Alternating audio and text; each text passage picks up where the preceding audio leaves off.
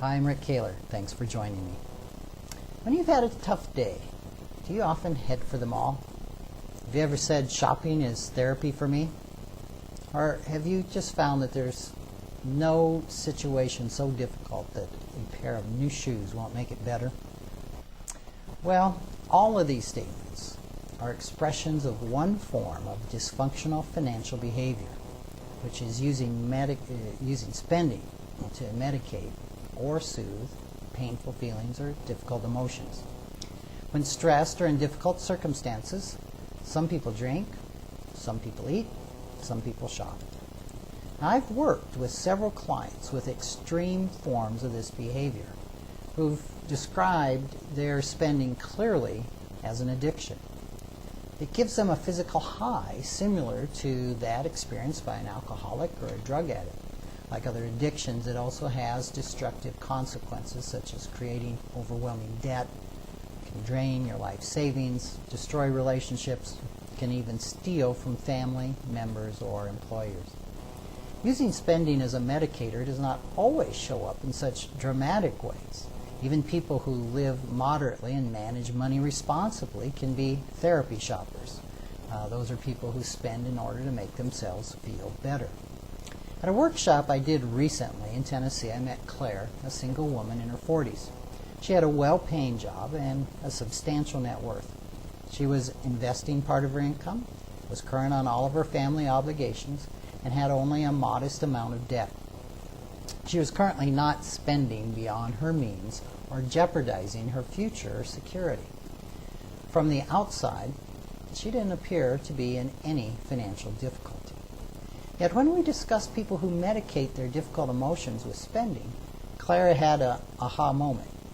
She said, "That's what I've been doing for years." Claire's problem wasn't the amount that she spent. It was the reasons behind her spending. If she had a stressful day at work, she'd head for the mall, in much the same way that another person might stop at a bar for a couple of drinks on the way home.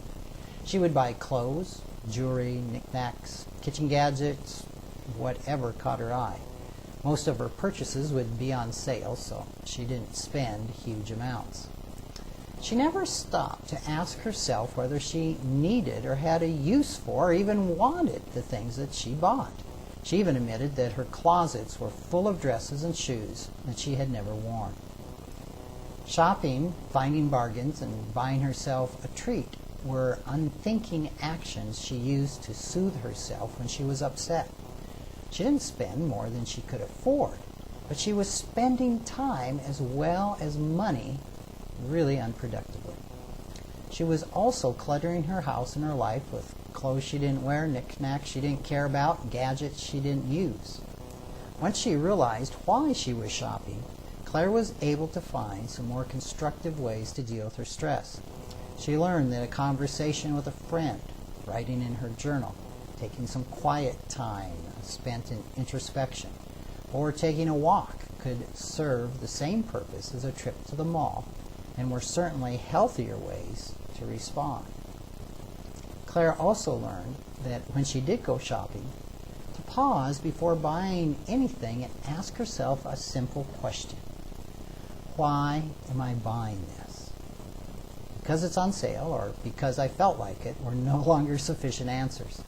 By stopping to consider her reasons for what she bought, she was able to distinguish between the time she was shopping unthinkingly and the time she was shopping for something she genuinely needed or wanted. She began to make purchases more consciously. If, like Claire, you have a pattern of heading for the stores whenever you're upset, you might try pausing and asking yourself, why? Why am I buying this? Before you make non-essential purchases. It can be an effective way to deal with spending as medication before the behavior causes serious consequences in your life. Thanks for joining me.